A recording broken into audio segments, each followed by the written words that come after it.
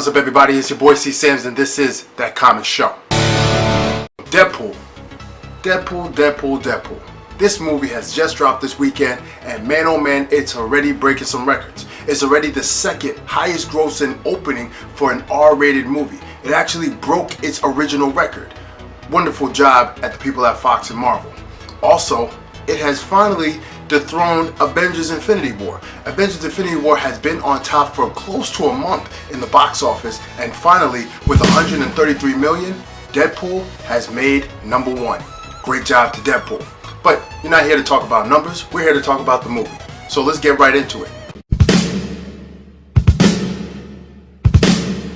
As you can see, I don't got my brothers with me, but it's all good. I'm still going to deliver to you the review for this particular movie. Now let me tell you right now, right up front at the gate, there are going to be some spoiler alerts for you. So if you haven't seen this movie yet, pause, go watch this movie, come back in a few days, check out everybody else, then come to the real site, which is us, That Comic Show. Alright, cool. So if you've already done it, let's get right into it. So as you guys know, this is how we do it. We talk about the negatives, we talk about the positives, we talk about some speculations, and then we give our ranking. So since it's just me, I'm just going to drop and do everything all at once. So if you're ready, because I know I'm ready, let's get right into the negatives.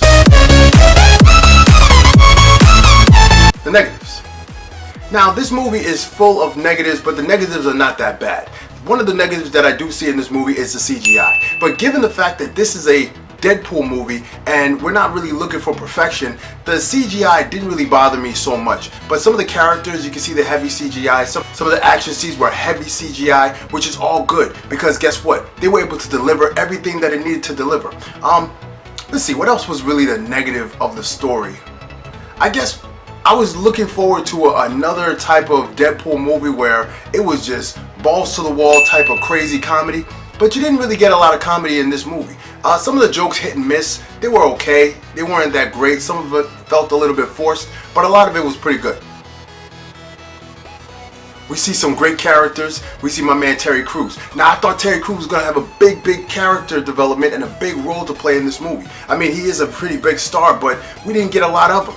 And I was a little bit disappointed in that. I really wanted to see more of my man Terry Crews, but it's all good. We didn't see too much of him. Like I said, this is spoilers, and he kind of died in the movie, I think. But, you know, it is what it is.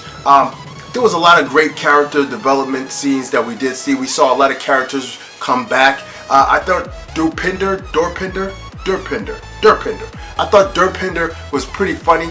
I would hope to have seen more scenes with him. I think that his character is very funny, but we didn't see a lot of things with Durpinder. Also with T.J. Miller. I was really looking forward to seeing some more T.J. Miller. I thought that he was hilarious in the first movie, but given some of the recent events that he's been involved with, I think it's pretty good to have T.J. Miller get some limited scenes. It wasn't that big of a deal.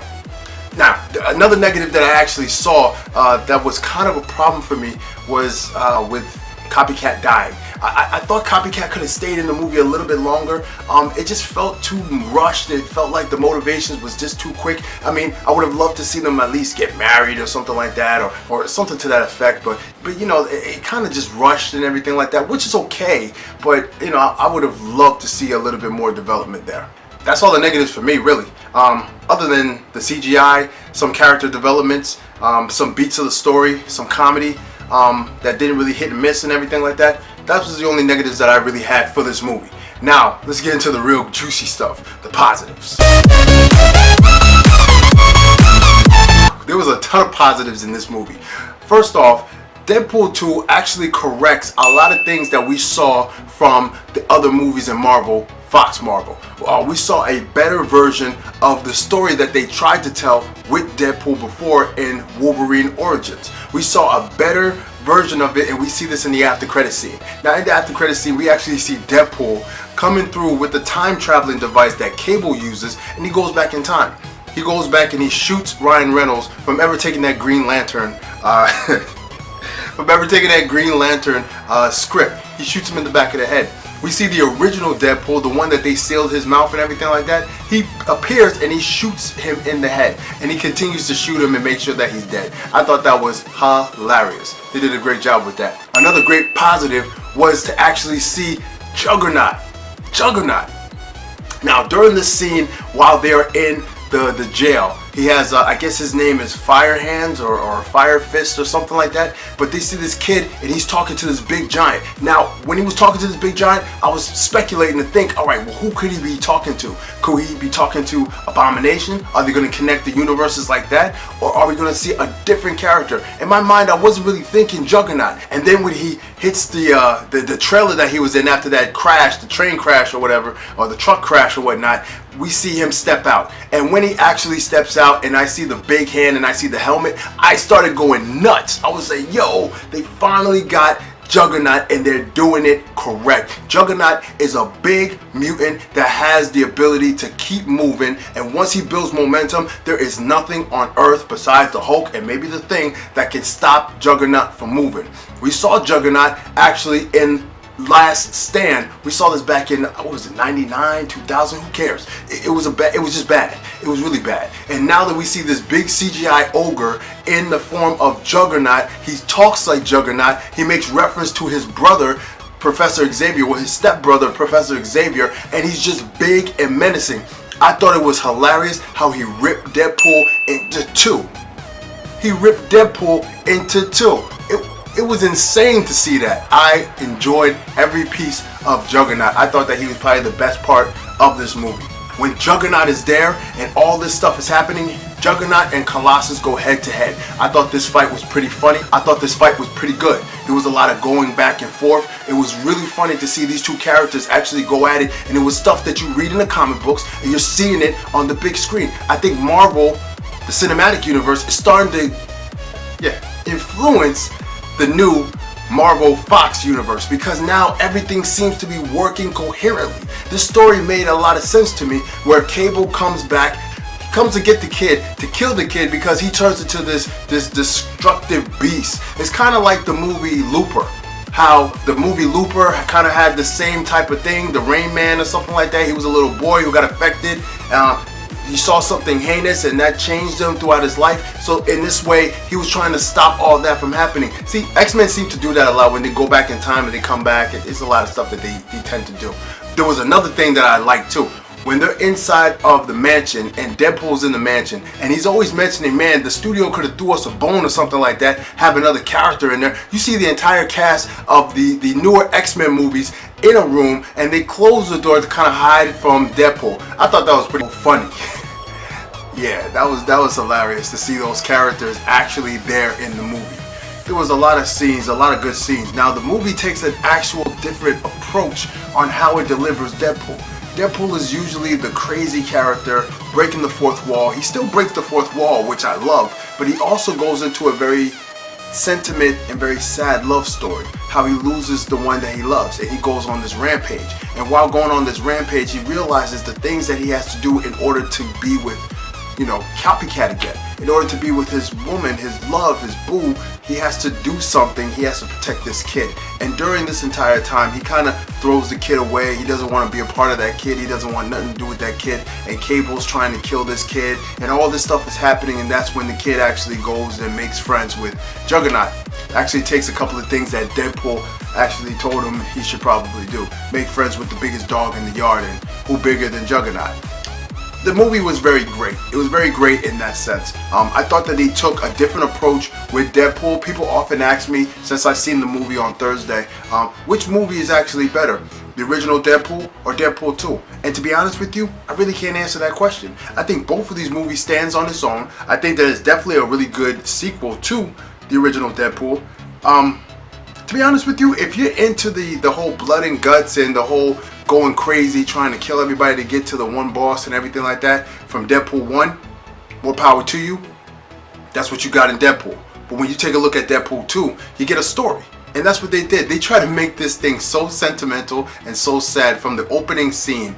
It was just so sad in the opening title crawl and everything like that. It was so sad how they tried to set it up. But it was pretty good how they did it. I thought the movie took a lot of liberties, took a lot of risks, and all those risks really paid off. I thought that they did a great job at showing the different characters, the character developments and everything like that. It shows how Colossus was trying to be the good guy throughout this entire movie, but then he finally broke his code so that he can help Deadpool, we see the different people that join his crew, and they all die horrible ways except for one person, and that was, of course, Domino. Domino did a great job in this movie. The actress who plays her, I think her name is Tidy Beats or something like that. It's right here. Anyway, I love the way that she did her thing. She was really good in her role. It was kind of interesting too because she had hairy armpits, and I thought that was hilarious throughout the entire movie. If y'all caught that, then cool. If y'all didn't catch that, then spoiler alert, I guess. The movie didn't play any role to the overall universe whatsoever. It stayed isolated in its own story. That was the great success of the original Deadpool, and I thought they did a great job with that. There's definitely going to be a Deadpool 3. There has to be a Deadpool 3. And I'm waiting for that Deadpool to be in the Marvel Cinematic Universe. I think that it will give a fresh light to the Marvel Cinematic Universe. I think that it will bring some fresh air to the universe as well. I think that would be absolutely awesome. So overall, I think for real, the movie was pretty good. I think everything about this movie was good. It was fun. It was full of excitement. I think they did a great job. Fox did a great job in delivering Deadpool 2. There was a couple things that I wanted to speculate, so let's just get right into it. Some speculations. We see at the end of this movie that Juggernaut is still alive. He's climbing outside of this pool after getting electrocuted and everything like that, and he is actually still alive. I think that we're finally going to see Juggernaut loose in the Marvel Cinematic Universe. I think at some point we're going to see Hulk versus Juggernaut. I think at some point we're going to see that fight happen. We may not see it in a couple of years, but I know for sure we're going to see that. We have the characters, let's make it happen. Another speculation that I had that was actually wrong in my speculation. I speculated that we're going to see some type of connection between the Marvel Cinematic Universe and this Fox universe.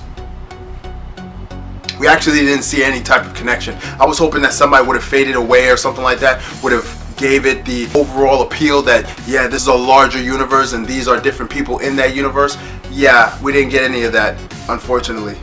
But what you're going to do? It's Marvel, and that's just what it is. So that was a speculation that I had. Another speculation that I have is that it looks as though that we're finally going to see some shades of some real good characters coming out of the woodwork. Seeing as though that they've corrected most of the stuff that went wrong in the X-Men movies, finally we can start telling some stories about some real X-Men characters. We can finally see a great Sinister. They were at Essex School. That's where they were. So if they're at Essex School and the mutants that attend there are being experimented on, we're only closer to Sinister. Sinister is going to be coming very soon into this universe, and I cannot wait to see how they're going to play that out. A lot of characters that we did see in this movie just played the role, and that was all good. But other than that, not a lot of speculations in this movie. This movie was straight to the point. I didn't see a lot of Easter eggs in this movie either. Just the fact that we saw Juggernaut in this movie, we saw a couple of things in the movie as well. You know, nothing to really shout about, nothing to really speculate on, but I thought all in all it was a pretty good movie. Yeah, so let's go into our ranking.